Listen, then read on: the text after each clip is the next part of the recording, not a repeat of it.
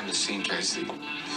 I'm very, very worried about her just because I know how this world is for beautiful females by themselves. Now, Clint. How's your day?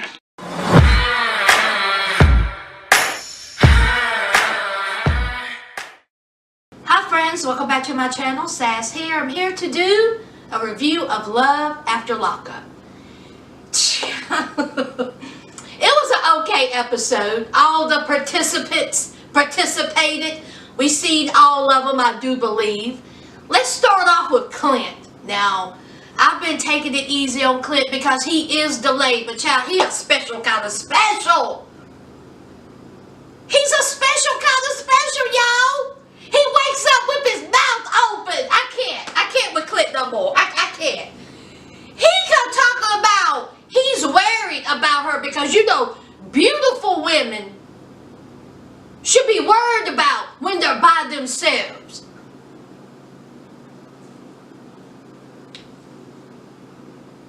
Where your helmet at, Clint? I need for you to put that helmet back on and tighten up the straps. Okay? He done for. Clint is a wrap. Alright? This woman has to smoke crack in front of him. He's done made every excuse in the world to still love this woman. To even take her back. He would take her back in a minute. Okay? So, he meets up with his ex-wife. And y'all, let me ask y'all something. What was his ex-wife going through when she chose Clint as her husband? What was she going through when she said, you know what, this is the love of my life. I'm going to marry this man. Is there a backstory of Clint? Did Clint used to look like Brad Pitt? Did Clint used to have something? Why did this woman choose that? I mean, child, who didn't hug her? Okay? Because she needed a hug. You needed a hug, ma'am, Haley. If you married him, you didn't get a hug. Okay? You should have got a hug from somebody because you married this. So he's sitting down there, he's telling her about what had happened, about how, you know, they got married and how Tracy the thief plus crackhead, you know, she smoked some crack, he fell asleep, you know, she wanted more. So he was like, what? His ex-wife is so funny. She was just looking at him like, yeah. Yeah. So, you know, he kept, you know, he went through the whole story with his ex-wife. And he was like, I just hope she's okay. You know, I hope she's all right. All right. You know, I had $200 bills in my wallet, but hey, she just took one. She could have took two. You know, she left the ring. I mean, she could have took that and pawned it, but she didn't. She didn't do that. You know, I had a credit and debit card and, you know, she didn't take those things. She could have. So we see Clint driving in his Camaro, pulling up to his parents' nice home. And his mom's like, look, you know, I tried to give her a chance. Even though myself and your father told you this is not going to work. But hey, you grown. You've done been married twice. If you want to marry an inmate, good. Go ahead and do it. A road of hardship. And now look at him. You up here in my kitchen, crying the blues. So, Clint gets a call, and it's from his ex-wife, and apparently, it was from a jail. Don't know where, what city, what county, what state. All right. Got in contact with where Clint works.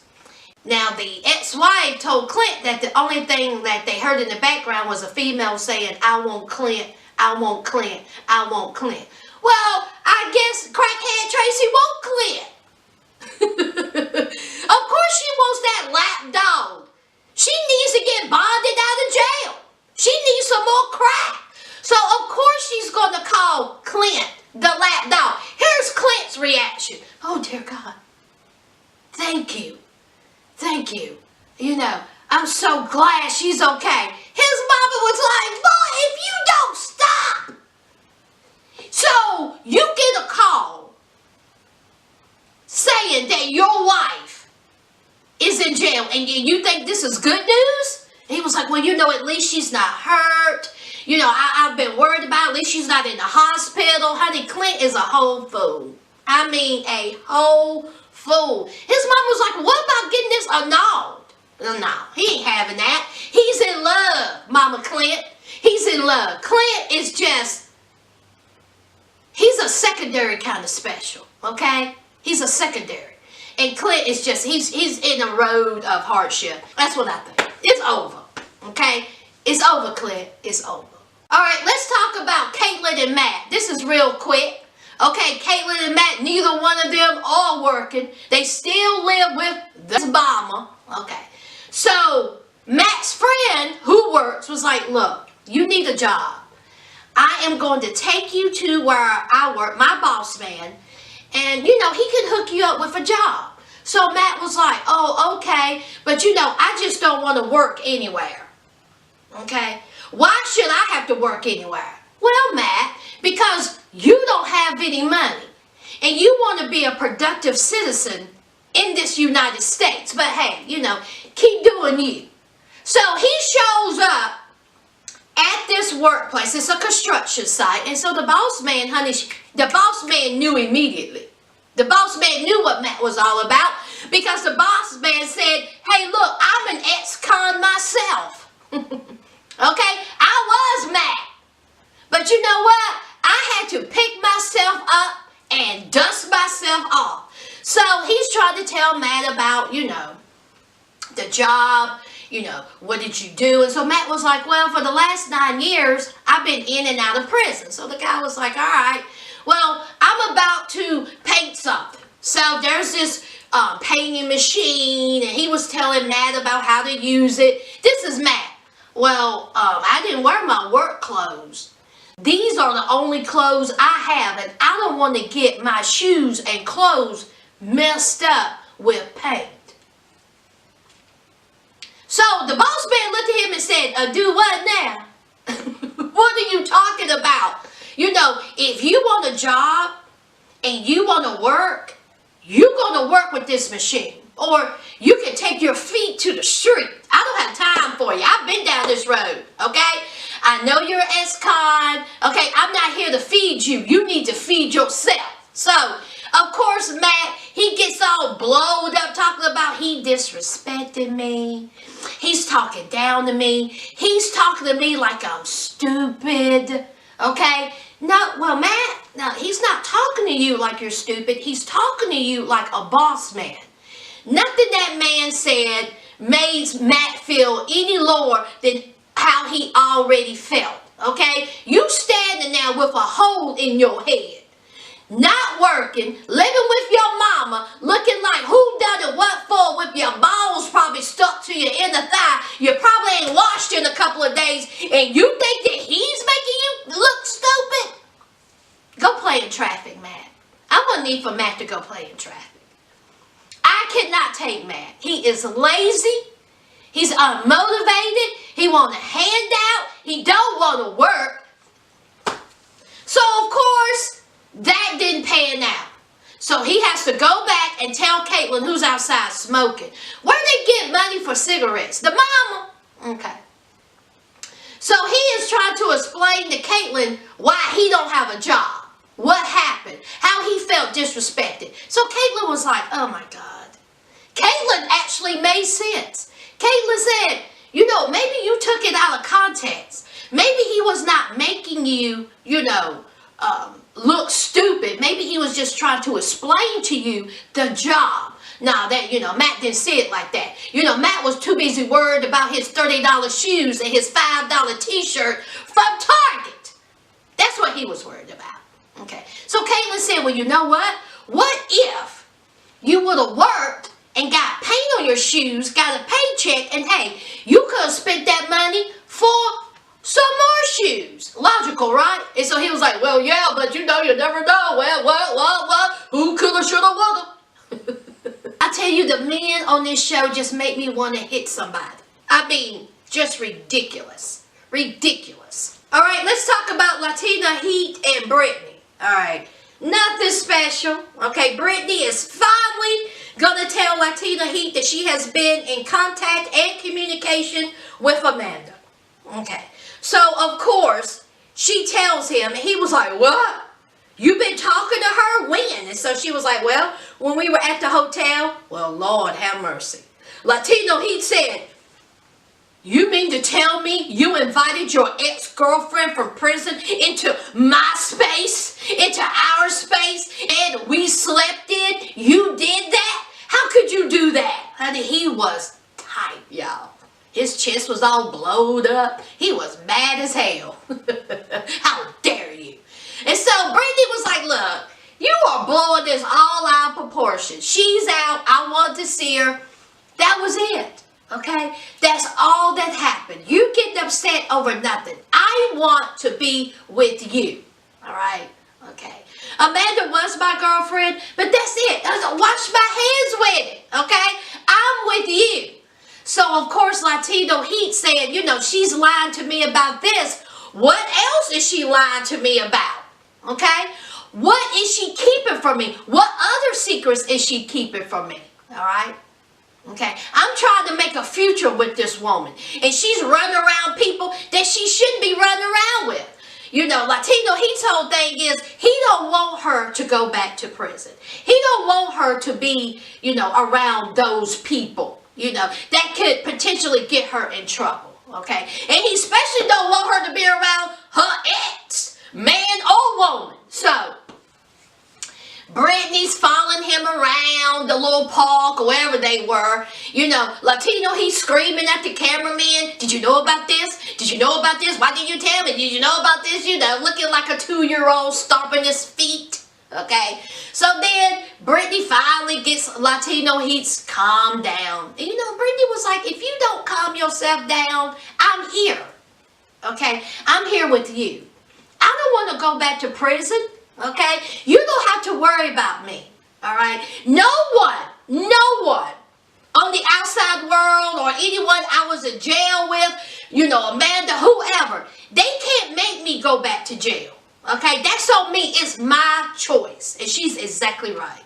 Okay, they have to choose whether they want to stay on the outside or go back on the inside. It's their choice. They're going to have to live their life in a way that will make them stay out of prison. So, she rubbed and she cooed and she looked into his eyes, and Latino Heat calmed down, and everything is fine between Latino Heat and Brittany. All right, now let's talk about Lizzy and Scott. Now, as you know, broke down Scott, got on his crooked knee, and he proposed to Lizzy. All right, so Lizzy wants to go to a church and confess her sins. That's what she want to do. So herself, broke down Scott, the mute son, and jealous Jasmine goes to this church. Now, Lizzy drops the bombshell on Jasmine because, as you know, Jasmine can't stand Scott. She don't want them together. So Liz was like, "Well, pump your brakes because Scott proposed to me and I said yes." So Jasmine said, "You proposed? You said yes?" And of course the mute son, he don't know what's going on. He looking this way, that way, and every which way. Okay? So Jasmine's like, "When are you going to get married?" And so Lizzy looks at Scott and is like, "Scott, when?" Scott said, "In a year." A year. Okay, a year. So Jasmine is hot. She is mad as fire. And of course the mute son, he don't like it because he's like, "You know what? I don't think she's good for my dad because I think that she's using my dad for money." Honey, between these men and these children, y'all ain't giving me heartburn. You think, mute? You think that Lizzy is using your dad for money? You think that? Okay. So, Lizzy's in confessional. She's confessing her sins. Meanwhile, Jasmine and Scott are talking. And so Scott said, "I proposed to your mom. I've been with her for 3 years. And Jasmine's like, you don't even know her. Okay? It's been 3 days. And she fresh out the penitentiary. Okay? You don't even know my mom. Okay? You had no business being with her. I don't want you with her. And so Scott was like, you know what? I've been with her for 3 years. You know, we had endless phone calls.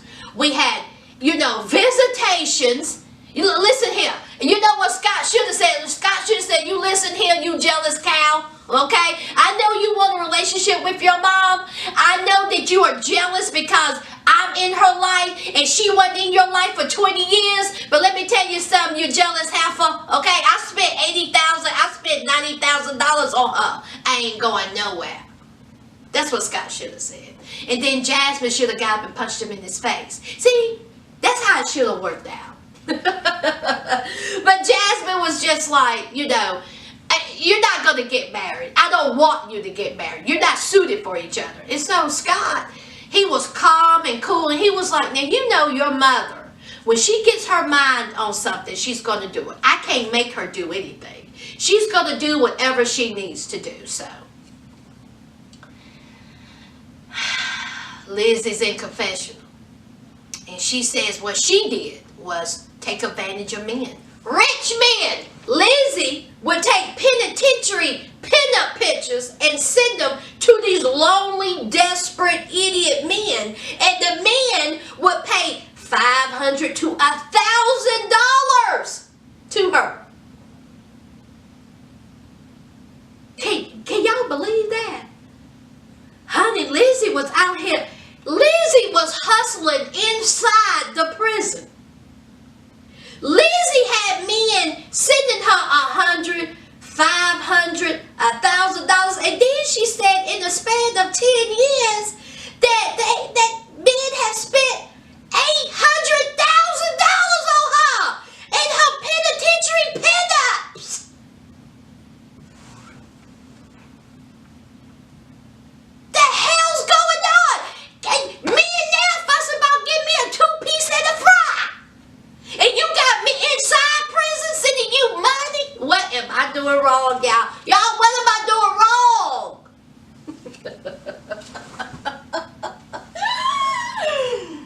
When she said that, I said the devil is a lie.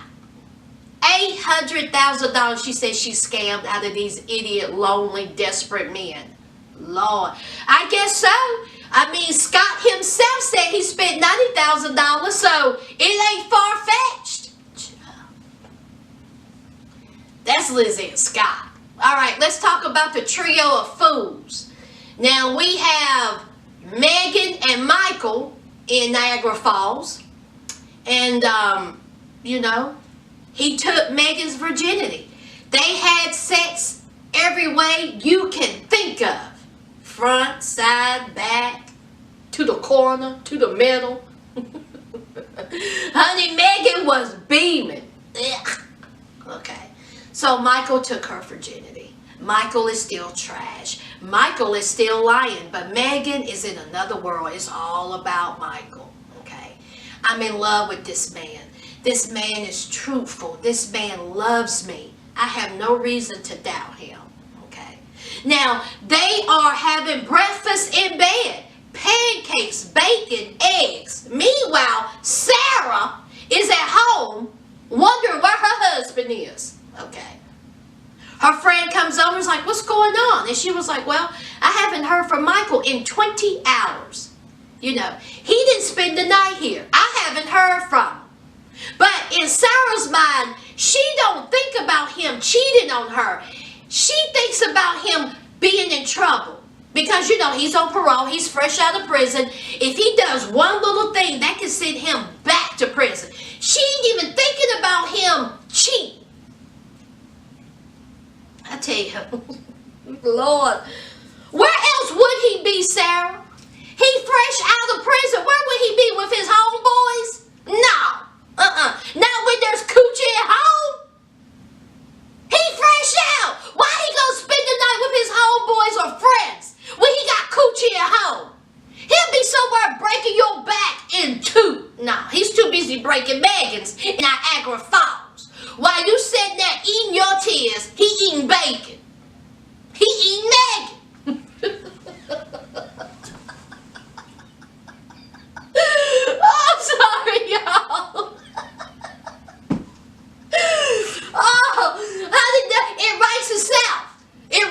himself. So, we go back to Meghan and Michael. They have a trip to Niagara Falls. They're looking at the falls. Everything is lovely. Everything is beautiful. Of course, Michael, okay, he wants to propose to Meghan. So he pulls out a ring, you know, and he was talking to producers in the hallway or wherever he was at. And I'm like, is that the ring that he was going to buy for Sarah? When they was at the jewelry store, where that ring come from, y'all? Is that the ring that he was going to get Sarah? He acted like he was going to get Sarah. He was going to give it to Meghan. Oh, Lord, man, I tell you what. He a special kind of color. I can't stand Michael.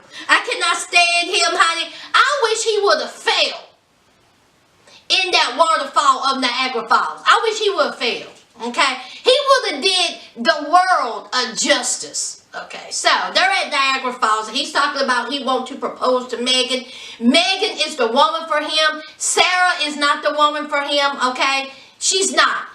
He wants to marry Meghan, okay? I guess he never heard of bigamy, but he ain't thinking about that. So, of course, here's Meghan. I love him. He loves me. He's going to propose. I want him to propose. Here's Meghan. She's getting ready. She's brushing her hair. She is as happy as can be. Meanwhile, Michael is sitting on the bed of lies, filth, and despair, checking his cell phone. And honey, Sarah was like, I don't know where you are, but you better get your butt here now, because the P.O. come looking for you. All right? You missed curfew. And the P.O. want to know what's up. So, you know, here's Michael. You know, I took a chance. I knew that I was going to miss curfew. But, hey, I love Meghan. I took that chance. Meghan is the one for me. Meghan is worth getting laid out by my P.O. or risk going back to prison for. That's what he wants us to think. Okay. So, of course, here comes Meghan, and Michael has to break the bad news and say, look, I gotta go. It was all fun, but, you know, he was like, you know, my P.O. Has been looking for me, and I gotta get back. I gotta handle it. So, here's Meghan. Why? Why do you have to do that? Stay. He was like, what do you want me to do, go on a run? He was like, nah, I ain't going back to prison for that. I'm not running. I'll handle it. It'll be okay. Because, you know, earlier, Michael was saying that he ain't moving down to where Meghan is. He's going to stay up in New York, you know. It just ain't going to happen. I'm going to transfer my parole. So, you know, kissy, tears, you know, out the door Michael goes. Meghan, you know, crying in the pillow. Tears on the pillow. You know, she's just all upset. Well, you were told. You were warned by your family, by your friends, but you know, you love Michael, so keep crying in that pillow. Meanwhile, Michael was on the phone with Sarah, talking about, Sarah, you need to calm down. So, that's that, y'all. That is the review, all right? Let me know what y'all think. Y'all are bumping in my comments. I love it. I love talking to y'all. Keep commenting. I absolutely love it. All right, friends, that's it. If I left anything out, just let me know. Don't forget to hit that like button, comment, and subscribe. And until next time, friends, bye.